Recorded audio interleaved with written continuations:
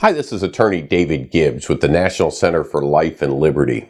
We're coming into that time of summer when private schools and public schools across the nation are making decisions on how to reopen safely and protecting the health of both their staff, their volunteers, and their students in light of this COVID-19 pandemic that the nation's been dealing with. Now, as we address this to private schools and preschools and others that are looking at this from various perspectives, I do want to point out that there is in education no one size fits all. Every school, every ministry has its own campus, its own size, its own culture. Public schools may do things differently than private schools. And so I do want to stress as we go through these different topics that every school is going to have to make individualized decisions for themselves.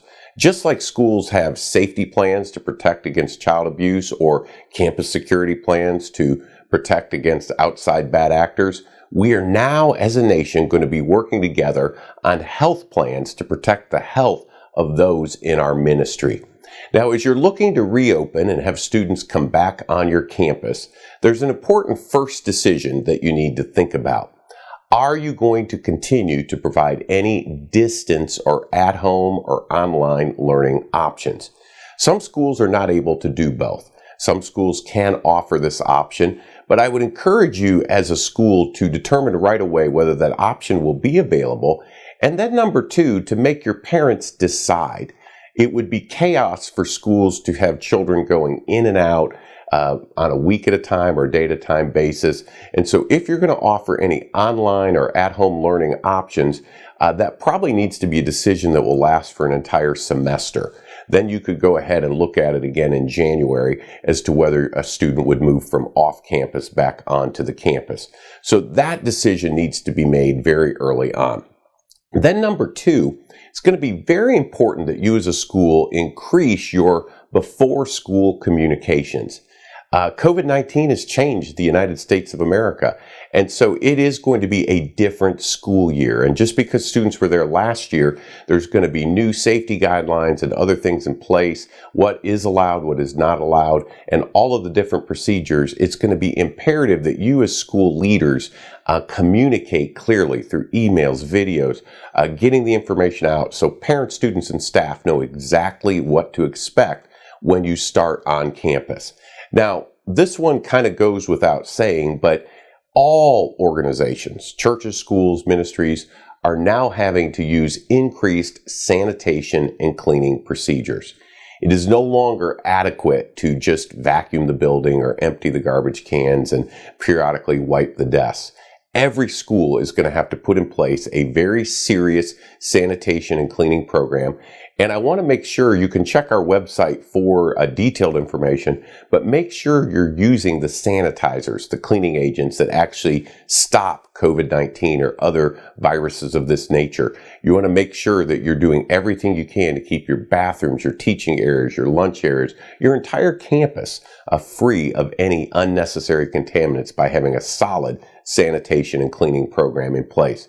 For many private schools, realize that's going to increase the budget there because you're going to have to put more time, more effort, and more product into keeping your campus clean. We're also recommending that if you have a water fountain in your campus, that you either remove it or put it out of use. Some ministries have just wrapped it in cellophane and taken it out of use or removed the water from it. But that is a bad idea in today's COVID world to have any water fountains in operation. You're going to want to make sure your school has a sick policy. Now, what is that? That's where you have a plan in place that if a child starts to not feel well or begins to demonstrate any signs or even a staff person, and these will deal with procedures like where to isolate the child, how to get the parents there to pick them up, but make sure that if any child begins evidencing symptoms, that action is in place to remove that child from the campus, not to wait till the end of the school day unnecessarily. Also, every student, every staff member is going to have to go through required daily screenings. Now, this is going to be a lot of self-checking, where staff understand, parents understand. No child, no staff person or volunteer with a fever should come on campus.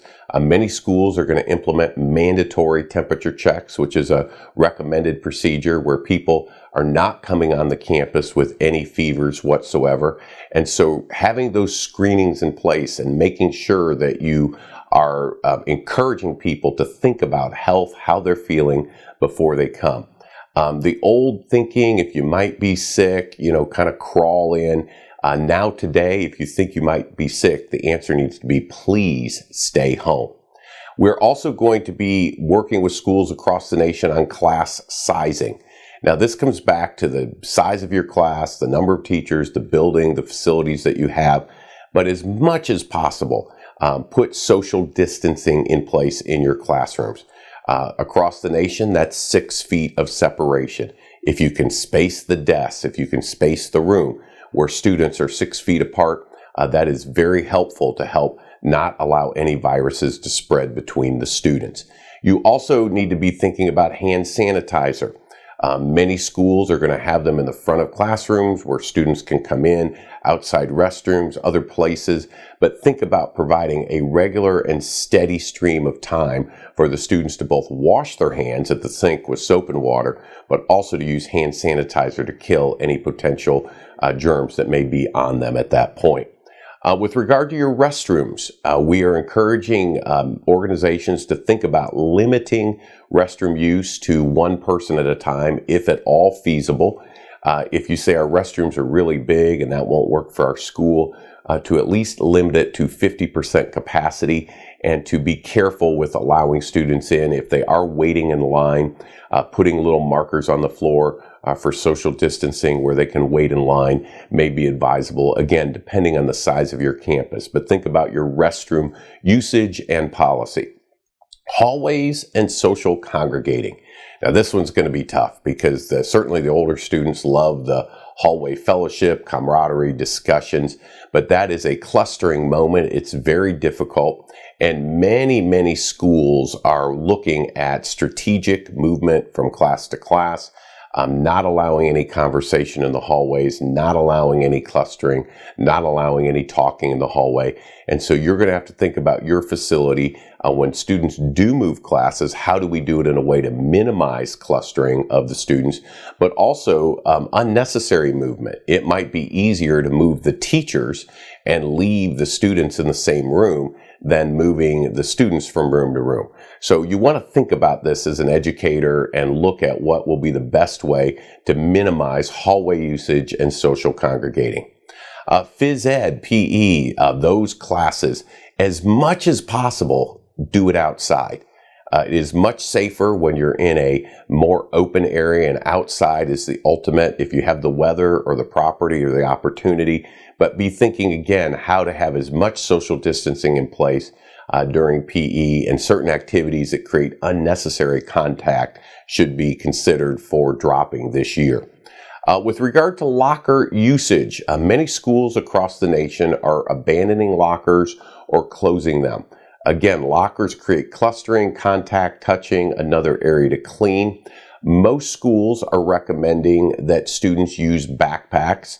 The backpacks would be limited strictly to academic items.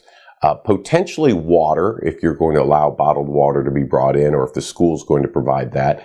But you can talk about just the academic books, the things needed for school, and the students are required to then carry those items with them in an appropriate manner from class to class, but there is not a locker storage on site. And that is being encouraged to, again, avoid extra areas to clean and clustering opportunities. Some schools are installing shields. The benefit of shields is it does create an opportunity for children to be socially separated, not have to wear a mask, and to be protected from any unnecessary contact from another student. If you can work that into your facility and program, or for some of your staff, that is something that you certainly want to think about where it might be appropriate and how that could work on your campus.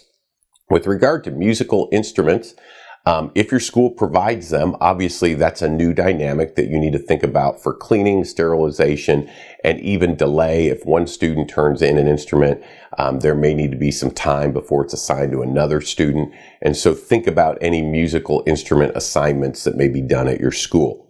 Another area that is a little controversial but is increasingly in the national dialogue is masks, facial masks for students and staff. The public school trend nationwide is to require masks on all students 3 years of age and older, and on all faculty and staff. They are now beginning to find that masks are helpful with spreading or protecting people from the spread of COVID-19, but also protecting people that may be contaminated from giving it to others. And so there is a lot of current dialogue that masks are helpful. At a minimum, I'm recommending that masks be worn when students are coming in and out of school, when faculty are interacting with students upon arrival and dismissal. If you're in a classroom and socially distanced, you can have some mask breaks and some times where the students do not have to wear their mask. If the teacher is 6 foot away from the students, not wearing a mask would be deemed safe and appropriate. But if you're going to work one-on-one with a student, probably advisable to put the mask on or to require the student to do the same. If the students are going to be in a situation where they're clustered or any type of grouping, masks would be recommended. And so the standard is masks are helpful when there is not the 6 foot of separation. And it is something that the schools need to evaluate and think about what their policies will be so their parents are not caught by surprise. With regard to social distancing, 6 foot is kind of the magic distance, but there are moments where that is not possible. So if you're in a tighter area or smaller classroom, or your lunchroom cannot handle it even with shifts or other things, do remember that masks are a good compensation when social distancing cannot be in place. And again, these are very campus-specific determinations in terms of what can you do to keep the children from potentially infecting one another. We are recommending that you think very seriously about the drop-off and pickup, because those are moments where there is natural clustering. We're recommending that you not, for example, allow parents on campus, because that's another dynamic of individuals walking onto your campus. And so thinking about controlling those, staging those, not just allowing a group of students to run out in group, but to think about how do we have a very effective drop-off and pickup strategy for your students if the parents are coming to get them. It is important that as a school administrator, you think about a couple of administrative policies. Updating your tuition policy is a good one. If you go to all distance at some point, or if a student has a situation with COVID, making sure it's understood that the tuition that is being paid is non-refundable, and you are going to follow what you deem is best for your school, but where the parents understand as they pay their tuition that they're working with you and understanding what you're dealing in light of the uncertainty with these health requirements and the COVID pandemic. With regard to your lunchroom, we would recommend you make sure parents understand that you're not going to be able to cook and provide food like you did in the past. If you are going to provide food, we recommend that it be boxed and contained, not the cafeteria style, not the group style, but you provide it in some way that is more individualized, or just require the students to bring their own food. And then there should be no food sharing, there should be no food grouping, and even in the lunchroom, encouraging social distancing is very advisable. Lastly, I want to bring up a liability waiver. This needs to be in your re-enrollment packet. Every parent needs to sign, and they need to clearly delineate that, number one, they understand COVID is real and there. That, number two, they are assuming the risk of sending their child to your school, and they're doing it knowingly. And most importantly, they're agreeing to not hold you responsible if, unfortunately, their student were to contract COVID. As a school, as a ministry, you want to do everything you can to keep your students safe. Now, as I've gone through these things, some of you may be thinking, Mr. Gibbs, we can't do all of that. And I understand that. But we want to make sure that we give you all of the considerations and the information to think about and what you can do to help keep your students safe. You don't have to follow any particular model, but these are important things for consideration. We have teams here at the NCAA, the coaching staff, attorneys, and others that will gladly speak with you or your school board to answer any specific questions. And we pray that you have a wonderful influence in the next generation as you're training them up. And most importantly, we pray that you remain safe and not have any unnecessary illness on your campus.